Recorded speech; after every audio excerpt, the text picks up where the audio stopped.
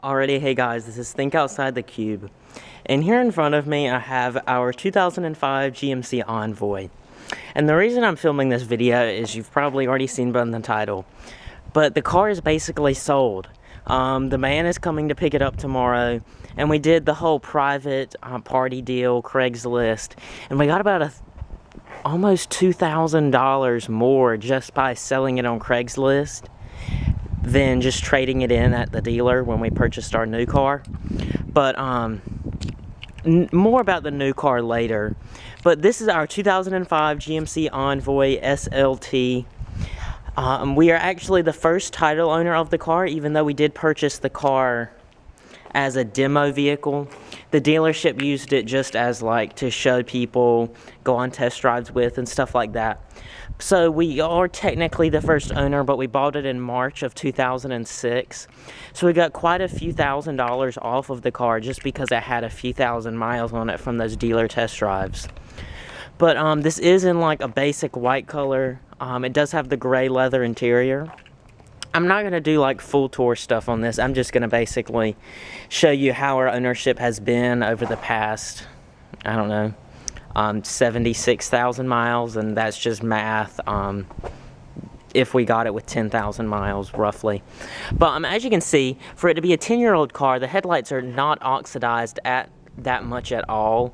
As you can see, this headlight is a little worse than this one, but I mean, it's nothing too severe that a little buffing couldn't do. As you can see, fog lights. You do have your quartering lights, which I always really thought were a nice touch. Turn your blinkers on, and those turn on to illuminate your corners. Headlamp washers, all that kind of stuff. Chrome wheels, kind of out of style these days, but you know, they still look good on the car. Oh goodness. Put a little armor all on that, didn't you, Dad? But coming inside, as you can see, the leather is not in that good of shape after about 86,000 miles.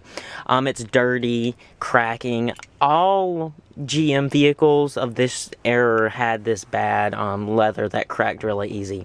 But I mean, there's no holes or anything like that. It's just been got in and out and abused, and the leather hasn't really been taken care of, I guess you could say. We just used it as a car to get in and drive. But as you can see, heated seats, all that kind of stuff. This thing was basically fully loaded. Besides navigation and rear seat entertainment, we have sunroof, Bose audio, dual zone climate, all that kind of stuff. But as you can see, this is the original key. My brother actually lost key fob number 1. As you can see, this is the second one. But I mean, this is the original key right here. Oh my gosh. And it's held up pretty well for it to be 10 years old, but I mean, not too bad. And the door is open. As you can see, 86,591 miles. And it starts up just like the day we bought it. My mother basically just drove this back and forth to work, and that's why it has such low miles. We had this car right in the when we had Dad's company cars, and of course Dad's company cars free gas, and so we never really drove this on any road trips or anything like that. This just basically was a daily driver to and from work for my mom. But I'm looking into the center stack. As you can see, these head units that GM put in, they are known for like the black paint chipping off on the presets and on the power button. That's nothing out of the ordinary. As you can see, Mom just kind of put some Sharpie on it just to make it look a little better. Dual zone automatic climate. You have your 4-speed automatic right here. Low gear selection. I mean, nothing too special, no backup camera or anything like that.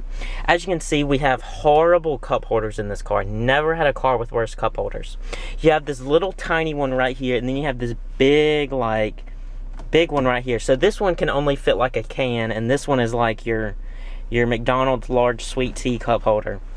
But I mean, overall, everything has held up well. Still padding in the armrest, all that kind of stuff. Sunroof still works. I mean, the person that's getting this car really is getting a well-maintained car. It's nothing just like that's been wrecked 10 times and we're trying to be shady on Craigslist. I mean, we don't care. I mean, as you can see, we do have rear seat audio controls. You can make independent audio settings back here. You also do have air conditioning controls, fan speed, and zones.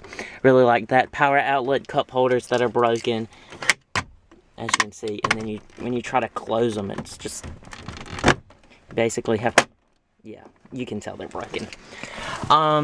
But to flip the seat, this is a kind of an archaic method. You gotta flip this up, and then you gotta slide this and flame it forward. As you can see, it doesn't really fit because this seat is laid back pretty far. You get the idea. But we actually cross-shopped this with a brand new black, not Yukon, but Envoy SLT. It was a 2005, obviously, leftover model year. And it did have rear seat entertainment, but we said probably $5,000 difference between this one and that one just because this one was a demo. It really wasn't worth the rear seat entertainment, to be honest. We do have crossbars. They do produce quite a lot of wind noise over in this area, but that just might be the design of the car. Gas cap made me think of gas mileage. Gas mileage on this thing is absolutely horrendous. We're averaging 12.9 on a good day. Highway, you can maybe squeeze out 20 if you keep it on cruise control, but I mean, it's nothing special at all. We basically ended up having to buy this. In early 2005, my dad actually purchased a 2005 Chrysler Pacifica, fully loaded. I don't remember the trim level, touring limit, I don't care. But I mean, it was really cool, had the little navigation in the speedometer, and we loved that car. We drove it a few thousand miles, but the only problem was it couldn't pull out our boat over there. Because it was front-wheel drive, we didn't get an all-wheel drive one. And so we would probably still have that car today if we got an all-wheel drive one. But we ended up having to go back and we had to trade that in on this just because this is rear-wheel drive to pull out our boat. But that is basically it for this car. I mean, I'm gonna miss it a little bit. It's being replaced. I don't want to tell you quite yet. But it's not a car that many car enthusiasts really like. That's all I'll say so far. But my brother really likes it, and that's all that counts.